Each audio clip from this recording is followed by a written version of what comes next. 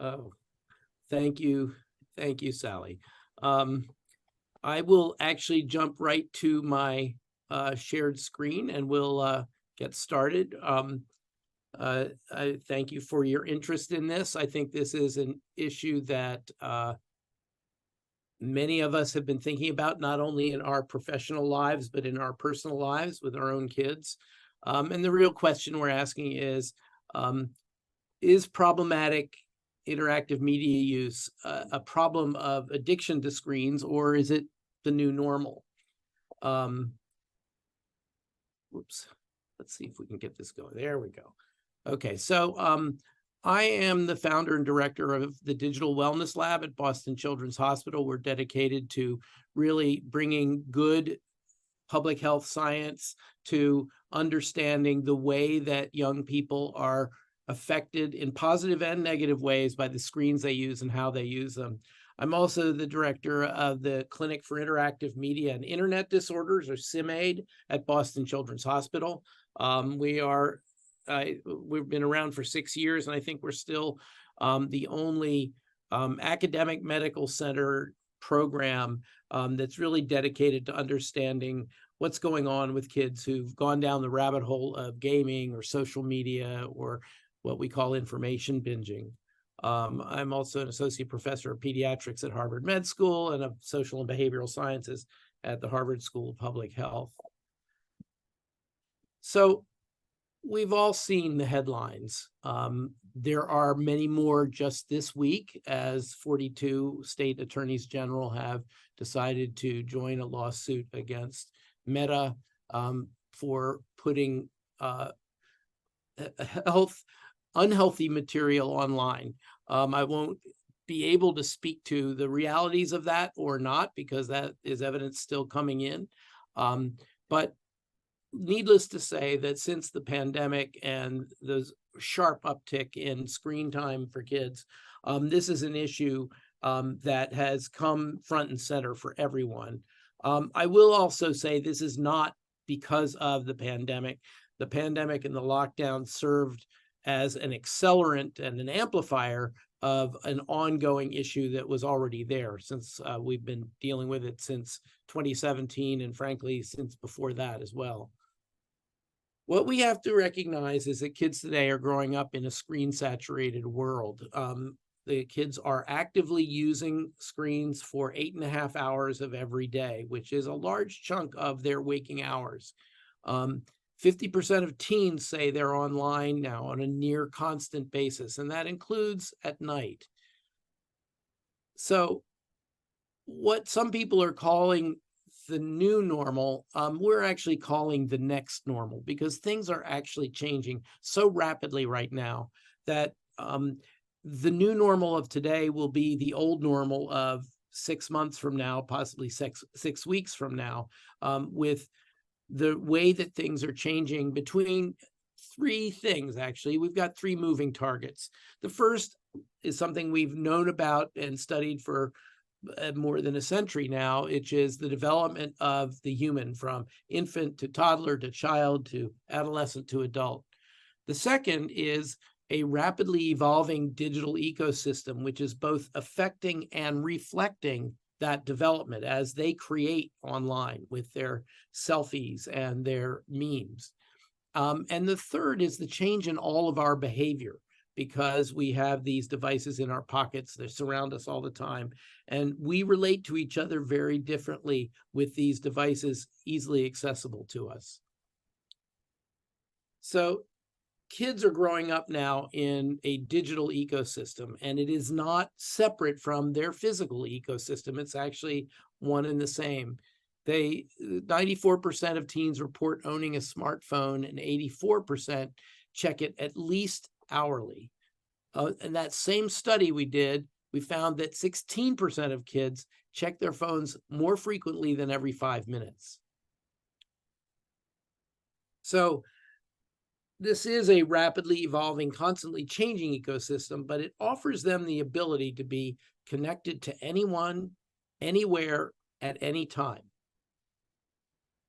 There was an uptick in screen media use in terms of time online during the pandemic, but it wasn't as great as people worried it was.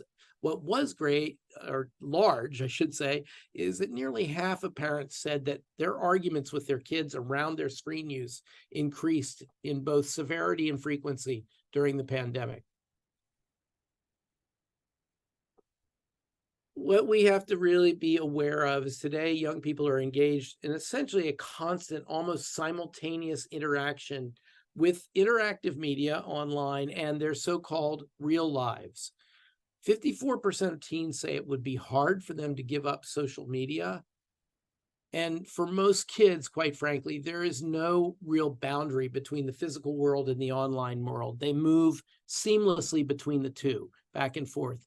And this is going to get even more dramatic if and when we actually enter the so-called metaverse, where we are interacting with each other as avatars in VR, virtual reality, and are really pushing the limits of artificiality, if you will, beyond the Zoom screen to really being able to build our own avatars and not appear actually in person, but to not just verbally interact and visually interact, but actually to so-called physically interact, because in these realms with the avatars can actually interact with each other in ways that are either positive or negative. 40% of teens, for all the parents' worry, say that they enjoy online and in-person interactions about equally, that it isn't like one is better than the other.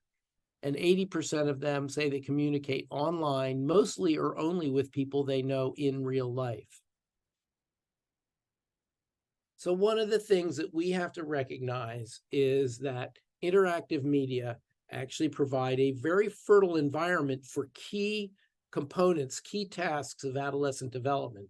The first is that they seek experience, and they get it vicariously through traveling the world, if you will, and experiencing different places, different people, gaming with other people, trying out different ways of being with people.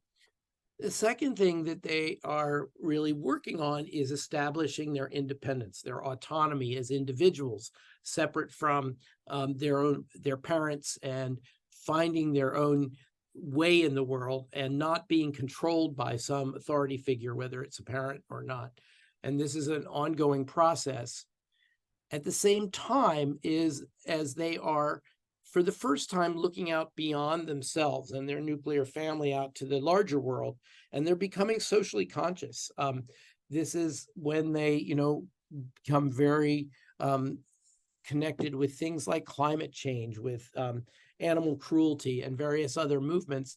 And the online space allows them to explore different opinions and different ways of doing things, and also to connect up with people who feel similarly. They are building their identity. One of the truly wonderful things that has happened with the online ecosystem is that young people who historically felt ostracized, who were marginalized, either because of their race or their language or their religion or LGBTQI+, any aspect that could separate them from everyone in their physical community, can now find their tribe, can now find others who see them, understand them, respect them online. And finally, with these new identities, they seek connection with others around the world. Facebook is now the largest nation on earth with over 3 billion monthly users. Now, the kids are fleeing Facebook, I'll be perfectly honest with you, because mom and dad are there now. And so their popular social media sites are things like TikTok and Snapchat and Instagram. So when we look at kids across the, across the US and look at their screen media use, they average 8 hours and 39 minutes a day on screen. And this is because many of them have what many of us, if we are really honest with ourselves, have, which is this so-called FOMO, fear of missing out.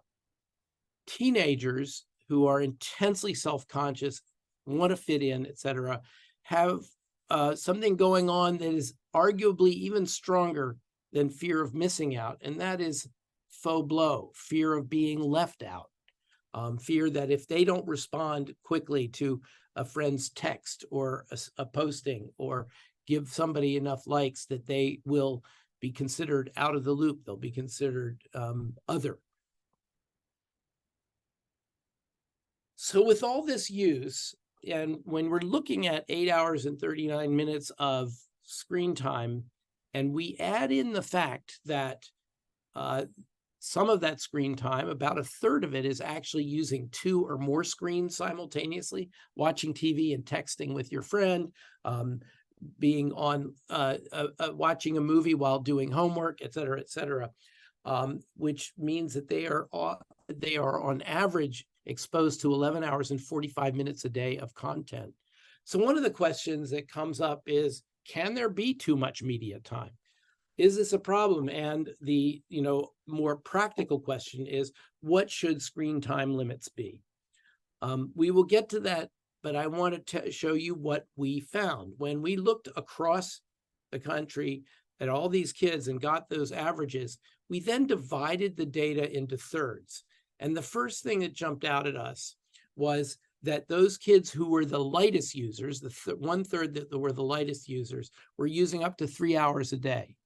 The heavy users were exposed to 16 or more hours a day. This is a full third of the kids. And this is in part due to their multitasking with more than one screen. It is also in part due to the fact that many of them are, as they acknowledged, constantly on. We looked at these 3 groups and asked them, do you get A's and B's or C's and below? Do you get in trouble a lot, and how contented are you? And as you see, the heavy users had about twice the negative outcomes, the poor outcomes, as the lightest users. Now, I'll be the last to tell you that this is causal. It may be contributory, but what we are finding in general is actually that they may be a bidirectional relationship. So if you think about a young person who's not very contented with life, who's not very good at making friends, who feels shy, et cetera, is going to spend more time on screen. Yet that the more that they spend on screen, the less likely they are to make new friends. And so these will become a bidirectional relationship, that low contentment means that they're interacting less with others and thus are becoming increasingly discontent. So one of the things we also have to recognize is how the human brain develops. Now, this is an animation of the human brain through adolescence. The less mature gray matter is in red, the most mature is in blue. And as you will see, it largely develops back to front. What is in the back of the brain is the visual cortex. They are very sophisticated visually. What is in the front of the brain is the prefrontal cortex, the seat of executive functions like impulse control, future thinking.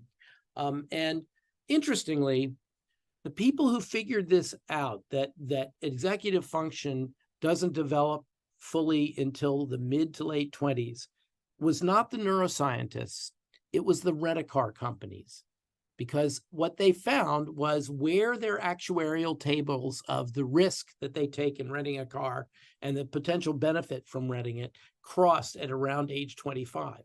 And so very interestingly, this speaks a lot to why so many things happen to kids in their late teens and early 20s, like car accidents, like more risk-taking.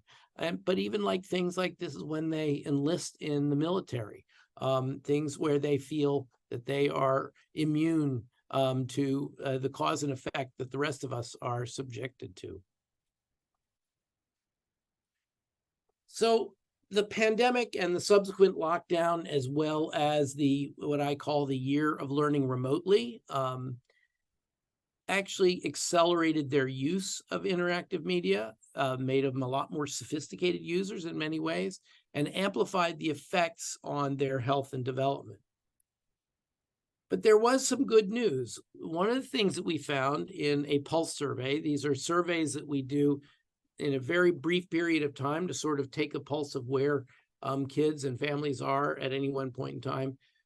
This was during, toward the end actually of the year of learning remotely. And we asked parents how their kids were doing with remote learning. And what we found was that the parents felt that, in fact, in many of the didactic areas, reading and math, for example, the kids did better, that it helped them. Interestingly, though, the place that was not so good was their social skills, their social emotional learning. One of the reasons we think that we're seeing the uptick in didactic learning is that in a typical in-person classroom, teachers are quite involved with the kids who are struggling the most, as well as the gifted kids who are racing ahead and curious and really fun to teach. But that the kids in the middle, the kids who are just sort of doing as the average, if you will, the peak of the bell curve, doesn't get as much time from the teacher. Yet when they were all on the screen in the Hollywood squares, as you see it, that the middle was treated more democratically, and that they had more involvement with the teachings, which is kind of interesting. Now, the social skills suffered because social skills are not only taught didactically, but are learned in the playground, in the lunchroom, in the hallways between classes if they're switching classrooms. And they were unable to recreate that during the year of learning remotely. And what often happened is that these kids, at the end of a day staring at a screen for their didactic learning, would jump over to Fortnite or Minecraft or Roblox to interact with their friends, less because it was a game and more because it was a place to hang out with their friends. Now, there are many people who have talked about the negative effects of media, and they're there. But we really wanted to look at what is the gist of it? What is the heart of how kids get sucked into this? And what we found, both from our clinical experience in SimAid and our research, is that it is not a specific device like a smartphone or a specific activity like video gaming that is problematic. It's the interactivity that engages and immerses the user so they lose track of time and place. So they sit down, they figure, oh, I'm going to play this game for 15 minutes and look up and it's 4 hours later. We are doing actually an international study eventually, which will have sites in all 6 populated continents. For now, we're in Australia and Canada. We're developing programs in Brazil and India and South Africa and Switzerland. But one of the things that we started off with, this is in Canada, is that we really wanted to understand this issue of addiction, if you will, to screens. Can you be distracted or addicted? Or are you distracted or addicted, which is what we asked parents and grandparents. And one of the interesting things we found is that 30% of the parents felt that they themselves were addicted to their own technologies, and only 22% of them felt their children were. But when we asked the grandparents, they said, yeah, they both are. 36% said they're all gone down the tubes. So let's go at this issue of addiction. Now, there's no question that using the word addiction is a great lightning rod. It brings a lot of attention to this. But let's see if we can get a deeper understanding of what's going on. First of all, addiction is not a medical term. We talk about substance use disorders. Addiction is a social term, and we apply it to, in general, overuse of a pleasurable but unnecessary for life substance, whether it be nicotine or alcohol or cocaine or opioids, that causes physiologic changes, both when using and withdrawing from it that are reproducible and, are consistent. There is continued use despite negative consequences. And our treatment for it, as Sally and Gina will tell you, is we move toward abstinence. If this is unnecessary for life, it is causing nothing but trouble, you stop the alcohol, you stop the nicotine, you stop the cocaine. Let's look at problematic interactive media use, whether it be gaming or smartphones or whatever. We feel that this is not overuse of an unnecessary, but overuse of what is now a necessary resource in the 21st century, necessary for learning, for communicating, for connecting in a variety of ways. We have also found over the 6 years and the hundreds of kids we've seen that in every case so far, it has been driven by psychological disorders that are causing them distress, whether it be attention deficit hyperactivity disorder, anxiety and depression, kids on the autism spectrum.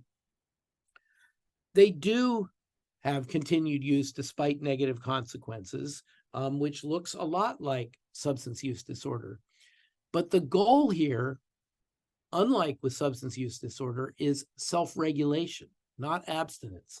These kids cannot function in today's world without being able to use the interactive media environment. And so in many ways, we think that addiction is a problematic term, not just for its biomedical inaccuracy, if you will, but also because of the fact that we're not aiming for abstinence, but as in the case of binge eating disorder, which is the most common eating disorder in the United States, the goal is self-regulation. And in binge eating, as with problematic interactive media use, the eating is not in response to physiologic cues of hunger and not stopping due to satiety, but is driven by these psychological needs that they're seeking to fill with food. So exactly what is what we're calling problematic interactive media use? It's been debated actually since the mid-1990s whether such a thing exists, and actually started as a parody, if you will, of the DSM, the Diagnostic and Statistical Manual of Mental Disorders, by a psychiatrist in New York City who wrote up something called internet addiction disorder in the very complex and convoluted language of the DSM, and put it on a psychiatric bulletin board among his fellow professionals, thinking it was a great laugh, and got inundated with emails saying, "Oh my God, I think I have this. Can you help me?" Which triggered research in the psychological community about whether such a thing as internet addiction exists. They went on to say, well, is it video game addiction? Is it social media addiction, et cetera, et cetera? There is in the current DSM-5, the 5th edition, a condition or situation, at least, that they are calling internet gaming disorder, which they say needs further research to be considered a diagnosis. The ICD-11, the International Classification of Diseases by the World Health Organization, actually has a diagnosis of gaming disorder. Internet addiction disorder is a diagnosis in Korea and in China. But the reality is that we now have over 100 different terms for what is arguably the same condition, depending on what that researcher was studying. So for some, it's a smartphone disorder.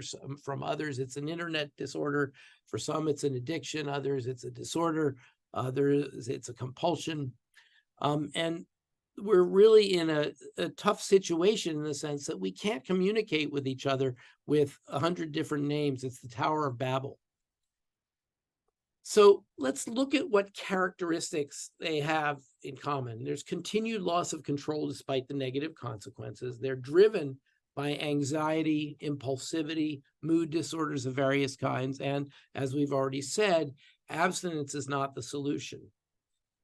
And what we've found is that it is, in fact, the interactivity that is driving these behaviors.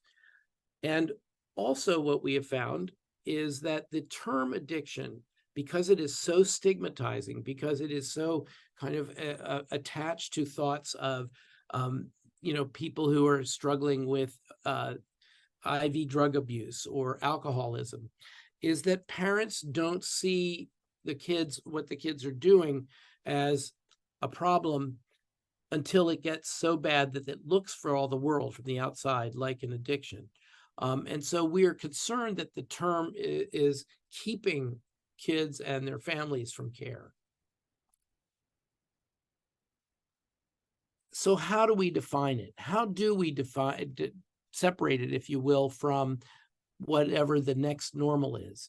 And what we see is that it is the inability to regulate their use of interactive media in ways that cause impairment, negative effects on key elements of their lives, including sleep, which is probably the biggest one.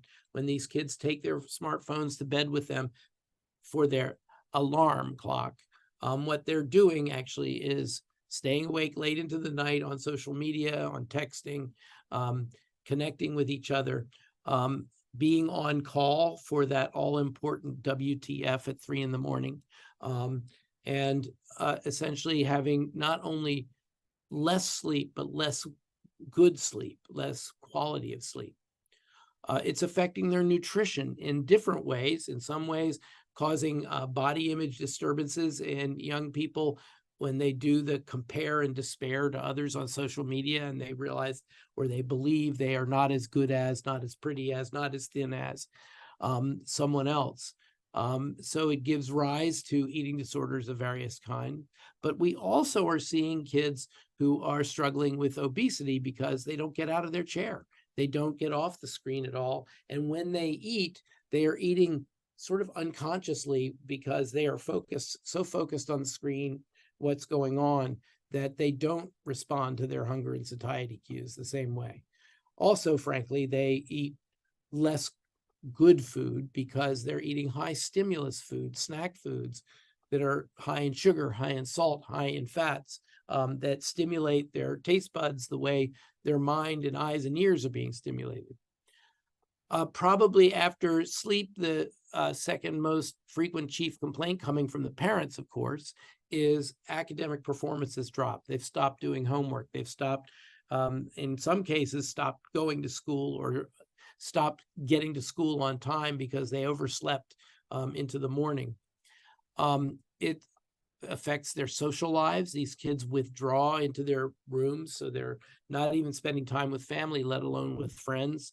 They are turning away from social engagements in preference to gaming. And it's also affecting their mental health. Many of them, as we've said, are coming in with various mental health issues, but these get exacerbated, and other ones come on top of it when they are in this accelerant of the interactive media space. And how does it present to us at the clinic? We see 4 different presentations. The first, and probably the most prevalent, and most prevalent in boys, is video gaming, which is excessive gaming on either a computer, a console, or a mobile device, displacing all these various activities of daily life that are much more necessary and important. And this is often characterized by real defiance and aggression when asked to stop. The second most prevalent is social media, which is actually more prevalent in girls than in boys. And this is really using social media as their primary way to connect with others instead of through face-to-face communication. They get caught up in what's called doom scrolling. Some of you may know it, where you're just scrolling mindlessly through feeds on Insta or Snap, etc. They set themselves up for trolling, for being basically cyberbullied, for sexting, and really ending up being more separated, more isolated, and more lonely because they have this connectivity than they were without it. In fact, in many cases, we are seeing that they are trading away their connectedness in the deep and sustaining ways that young people are connected with each other, with their families, with their communities, with their schools, for this near infinite connectivity, which is a much less satisfying, much less sustaining kind of connection for them. The third, and one that does not come out at the first, meeting or so, and often takes a long time because of the stigma, is pornography. These kids are using pornography in many ways to meet their sexual needs, to meet their needs for sex education. And these are not good ways to learn about sex. And it results actually in many of them being slowed in their normal sexual development and having a lot of confusion because what they are seeing on screen does not connect with what they're experiencing in real life. In addition, much of adolescence, normal adolescence, is that sexual drive helping you overcome your fear of intimacy, your fear of being awkward in front of others. And if they can meet those sexual needs from pornography, they don't necessarily overcome that. How do I talk to someone I'm interested in? How do I flirt? It becomes very, in my case, what I'm seeing actually is largely young men when they get to college who come in on their own and say, I need some help because everybody else knows how to socialize, knows how to interact with others, and I don't. And finally, one of the things that actually is often hardest to detect because it looks for all the world like doing homework or studying or researching is what we call information binging, which is following the threads of online forums like Quora or Reddit, blogs, and binge watching of short and long form videos, whether it be YouTube or Netflix, which takes over instead of other activities. Now, these are not mutually exclusive. There are many, overlays and overlaps between them.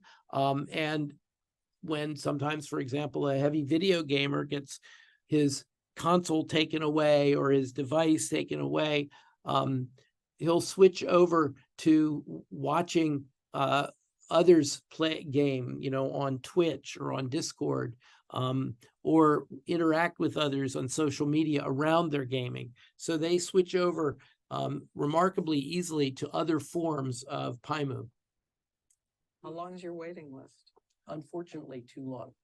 This is Dr. Michael Rich, Director of the Clinic for Interactive Media and Internet Disorders at Boston Children's Hospital, who wants these parents to know their kids may have an underlying vulnerability. Other things that they come to games with.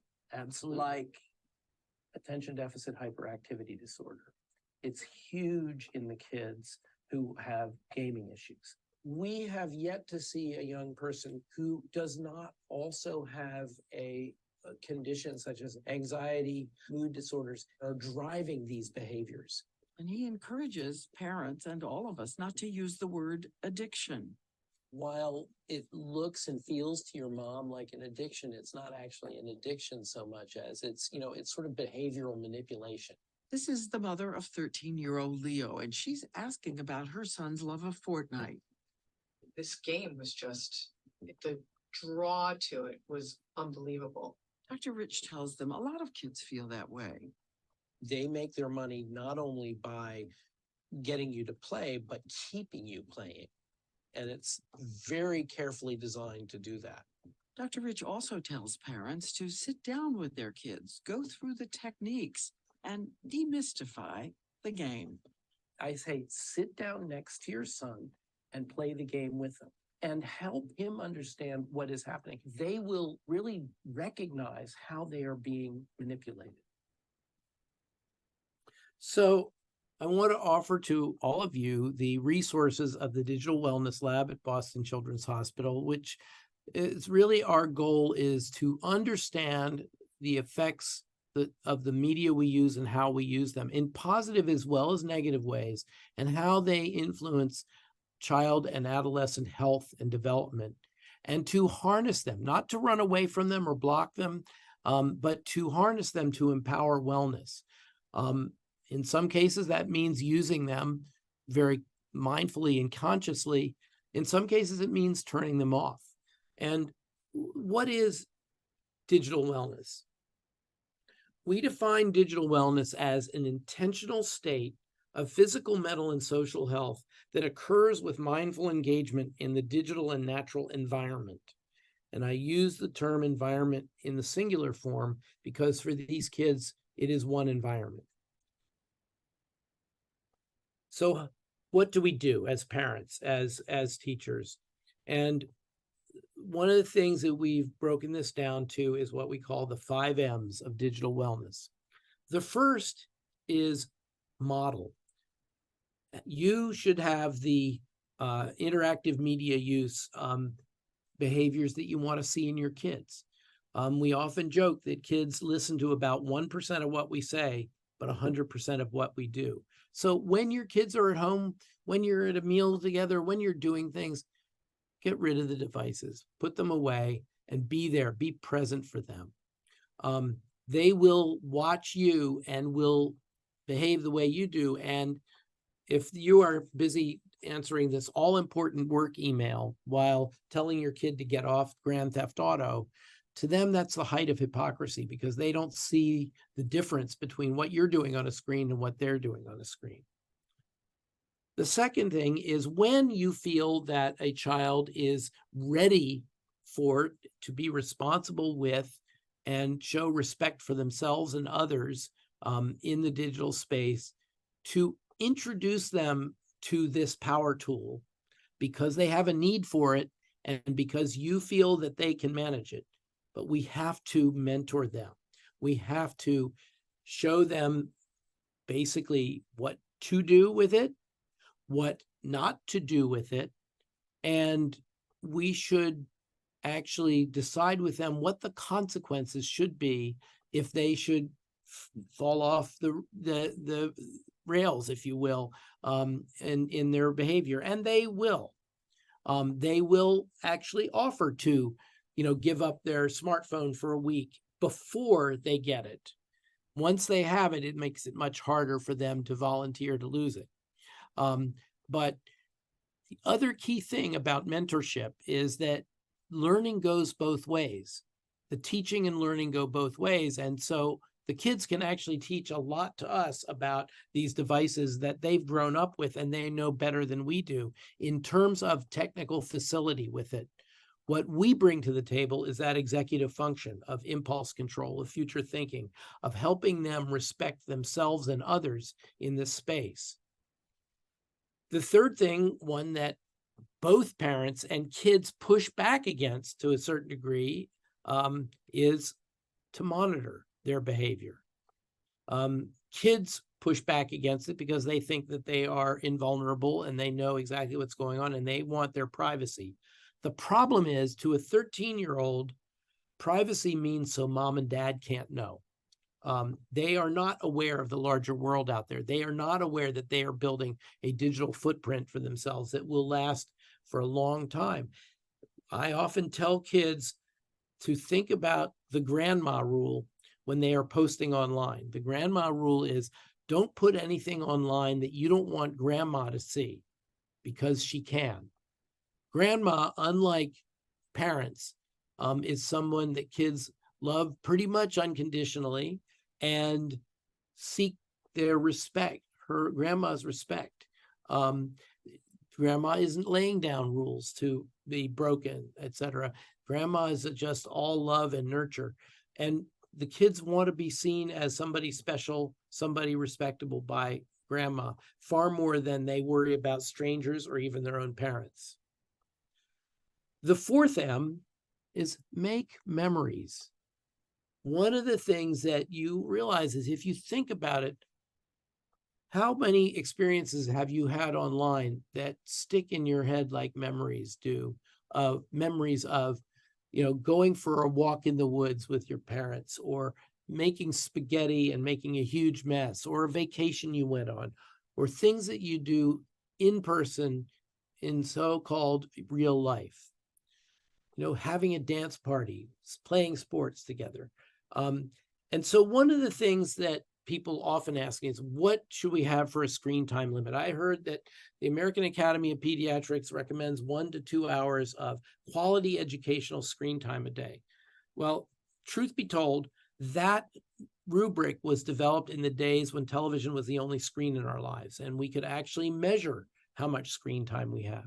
I would argue that in this day and age, we can't even measure our screen time because we are constantly in environments with one or more screens. We have them in our pockets, we have them on our wrists, and we do move seamlessly in and out of them. So if we can't even measure it, how can we limit it? What I have taken to encouraging young people and their families to do is to actually have minimum non-screen time. Minimum time when we are doing anything else other than screens, playing sports. And there are certain places that screens should not be, including a sit-down family meal every day, which is the single most positive thing, protective thing you can do for your child's mental health, as well as their nutrition. And so part of learning these devices is knowing what they do well, what they don't do well, and knowing to turn them off when they're not doing anything. And this is when we achieve mastery over it. So we don't want to make this a negative thing where the young person is said, don't do this, don't do that, limit this, cut this back. We want to actually be a positive thing, have them lean into their use and do it in ways that are focused and purposeful, and then are put away when other things like making connections with other kids, connecting with family and living their lives out in the physical world. So the 5 M's are model, mentor, monitor, make memories, and mastery. So what recommendations we typically give to parents? The first, and we've talked about this a little already, is to use media with them. Sit down and play Grand Theft Auto with them instead of just wagging your finger and yelling about how you don't like it. They will beat your pants off with that. You'll never win with them. But what you're doing is you are bringing yourself to them and saying, I love you. I want to understand what engages you here. And then when you finally figure out the 47 different moves with your thumbs to steal a car, and you turn to your child and say, I finally figured this out. Now let's talk a little bit about why you might want to practice this over and over and over again. You're coming from a very different place, a place of curiosity, a place of caring, not a place of reprimand and scold to them. The second is, as I said, treat these devices as power tools, not as treats to be given to kids if they get straight A's or taken away if they beat up their sister. They should only be attached to whether they are misused. So if they misuse a smartphone, then, as has been negotiated, hopefully on introduction or prior to introduction of that phone, then they lose the tool, just as if they had, crashed the family car into a tree. They might lose their car keys for a little while. These are incredibly powerful tools. The smartphone that is in your pocket right now is more than 1 million times more powerful than the computer that landed us on the moon. 99.9% of what's on there is distraction from the business at hand of teaching, learning, particularly at school. There are some schools who have a BYOD, bring your own device, and they actually use them in somewhat primitive, frankly, ways to learn. The reason they're primitive is not because these people are not deep thinkers, but because there just isn't enough real estate, enough screen size on a smartphone to actually do any serious teaching. So it's really important to treat these as tools, not as treats to be rewarded or taken away for bad behavior. Help them to develop critical thinking. We are now talking a lot about AI and deep fakes. And we have to be able to really think about, is what I'm seeing a true thing, or how do I understand how to check resources, how to look for face validity what does this make sense? And, unfortunately, we have such power in the internet space that, as you know, conspiracy theories can blow up and people can be utterly convinced of them. And we've sort of given away our critical thinking to a certain degree and sort of saying, I saw it on screen, so it must be real. Even Mark Twain, over 150 years ago, said, the world is made up of three types of people. There are liars, damned liars, and statisticians. And so what he was saying there also, as part of that same quote, is believe a quarter of what you hear, half of what you read, and 3/4 of what you see. So it really is about thinking critically, viewing critically, and deciding for yourself where lies the truth. Now, we talked briefly about the idea of screen time limits and replacing them with minimum non-screen time. What I suggest that parents do with their child is actually to sit down and think about their 24-hour day as an empty glass, that they fill up with this much sleep, remembering that teenagers are in the second most rapid growth spurt of their life and actually need more sleep than they did when they were a little bit younger. With pubertal changes, with brain changes, they really need 9 or more hours of sleep a night. And most high school schedules don't permit that. They don't permit them to get an adequate amount of sleep, get their homework done, get their extracurriculars done. And so we've got a real problem, and that is often resolved on weekends when these kids will sleep for 12 or 16 hours and make up their sleep deficit. And finally, to create consciously with your kids online. And the reason for that is they are creating anyway. They are, with every snap, with every Insta, with every meme they create or posting or reposting of something, they are creating not just an image of the world or entertaining people, but they're creating an image of themselves. And if we can do it mindfully, this can be a very rich arena for thinking the new, for really being creative, truly creative. And one of the things that I really want to do or help kids do is bring back boredom. Boredom is where new ideas happen, not just because we haven't filled that empty space with the latest joke or meme or snap or news feed. So the vacuum, the space is there, but it's also a little uncomfortable. And so you're inclined to create something to fill that uncomfortable space. And one of the things that I recall often is that about 120 years ago, there was a very bored patent officer in Switzerland who wrote the 4 most essential theories of physics. And late in his life, when Einstein was asked, how did you come up with these during what they now call the miraculous year? He said, it's because I was bored. I could travel in time and space, and I could think things through because I was in this low-level bureaucratic job that really didn't demand much of me. So to wrap it up, for a long time, everyone in the tech industry was focused on developing killer apps. And what I suggest that we all do is develop our killer bees. And there are actually 3 of them plus 1. The first being, be balanced in our screen time and our non-screen time, in our physical activities versus our digital activities. And with our digital activities, be mindful, be focused, be purposeful in using these power tools and in letting them go, turning them off when they are not the best tool for the job, rather than letting them be a default behavior. And the third, and so important for parents, is to be present, not to be behind our laptop or our smartphone when our child is there talking to us. One of the things that I ask my adolescent patients once their parents are out of the room is, what could your parents do better? And more than, certainly more than 80%, possibly more than 90%, the first thing that comes out of their mouths is, pay more attention to me. They seem to be nonverbal. They seem to be sulking. They seem to be withdrawn, but they are desperate to be connected with. And we have to push through all that affectation and let them know that we are present for them, that we care.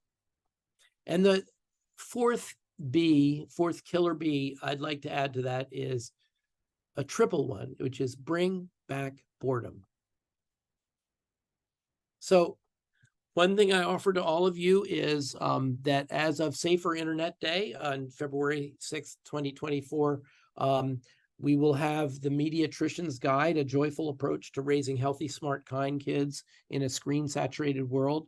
I actually was allowed to design the book cover, and this child's quizzical face, trusting face is made up of over 600 selfies that I've solicited from kids and their families over the years to build this image, which is really a visual metaphor for all of us, which is we are now a combination of all the things to which we are exposed online. So I will open up for questions as people want. Here are all the contact information for the Digital Wellness Lab. There are a lot of resources on the lab website, including something called the Family Digital Wellness Guide, which is following childhood from infancy right through to young adulthood in terms of the ways screens interface in positive and negative ways with their health and development. This is the way you contact the Clinic for Interactive Media and Internet Disorders, either through the Digital Wellness Lab or through Children's Hospital. And this is how you reach us on email. So thank you for listening. And I will stop sharing my screen so you can all see me. Thank you, Dr. Rich. And I'm just going to let everybody on the call know, and the folks that RSVP'd, that I'll get a link out, not only of the recording, but of Dr. Rich's information that he just shared. So if anybody would like to ask Dr. Rich a question, if you could put it in the chat, that would be great. And while I'm giving folks time to do that, we did get some questions ahead of time from some patients of ours at York Hospital and this is one I hear a lot, which is there a good age? What is the best age, if any, to let your child or teen have a cell phone? I am presuming that means a smartphone. Yes, let's presume that, yes. And one of the things I will say is that I've seen increasing numbers of parents who gave their kids smartphones and actually traded them in for flip phones because of the distraction effect. I'm going to disappoint you here because there is no ideal age. We go back to the idea that these are power tools, and let's think of them that way. Let's not, we wouldn't, hand a chainsaw to a 4-year-old because they're having a tantrum, but we will hand a smartphone to them. That we, when the child needs the phone or needs any of these devices or social media or applications of various kinds, it's important to determine whether they're using it as a tool. And so one of the things to ask them, of course, is, why do you want one? And if the answer is because everyone else has one, that's not thinking of it as a tool. So once they clue in that you want to hear what they're going to use it for, it'll be things like, oh, I need to be able to get you to pick me up after school or after drama or football practice or whatever. All of which, mind you, can be done on a flip phone, and texting can be done on a flip phone too. Then you have that sit down with them and say, here's what you're going to do with the phone. Here's what you're not going to do with the phone. Here is when and where you use it and when and where you don't use it, because it's not just the content, it's also the context in which you're using it. So a perfectly good chat with a friend is fine as long as it's not during dinner in the middle of the night, right? Or when they're in class or whatever. So you really set the stage for using this as a tool. And as I say, for determining before they have the tool, what the consequences should be, should they misuse it. I don't talk about age really at all, because I would argue that there's no such thing as a typical 13-year-old or 15-year-old or 18-year-old. Kids develop at different rates. I also don't talk about age appropriate, because appropriate is a values-laden term. And what's appropriate in Maine may not be at all appropriate in Alabama. And so I think that we've got to move to what I call developmentally optimal. In other words, at this stage of their lives, does this help them develop into the kind of person that they want to be? Does this help them learn? Does this help them expand their world or not? And one of the good things about developmentally optimal is, first of all, there's no one who knows your child better than you do. So there's no arbitrary number that can be. And frankly, you can have one child in the family be ready for a smartphone at maybe age 10, and another one who is still not ready for it at age 20. What this does is it allows kids to individuate. And also, one of the things that makes it really more equitable is it takes into account neurodiversity. Some kids who are struggling with, cognitive issues, or kids on the autism spectrum, et cetera, develop not necessarily more slowly, but in different ways. And in many ways, kids on the autism scale are often able to negotiate and work in the world of the internet before their neurotypical peers are. I told you I'd disappoint you by saying, I can't give you an age, because I just don't know. You know better than I do whether your child is ready for this power tool. And you kind of touched on this, but this question is, my child teen only wants to come home from school or on the weekends and engage in electronics. What do I do? The child or teen will say, these are my friends, and they'll say, these are the kids that I know. What actions can a parent take to encourage or ensure that the child has more face-to-face versus online friendships? Well, first of all, we've got to be able to facilitate that. And that's kind of a pain for a lot of parents anyway, right? Put them in the car and drive them to the friend's house, and then have to come back and pick them up. So we've got to step up as well as the kids do. But I think that what one has to do is really look at the relative value of the time spent. As I say, like, kids would, not just during the pandemic, but since, get online with other kids and game on Roblox or Minecraft or Fortnite, because that's the way they hang out with their friends. And so one of the things often that I will say to kids is, when you're thinking of getting together with your friends, consider upgrading by 1 or 2.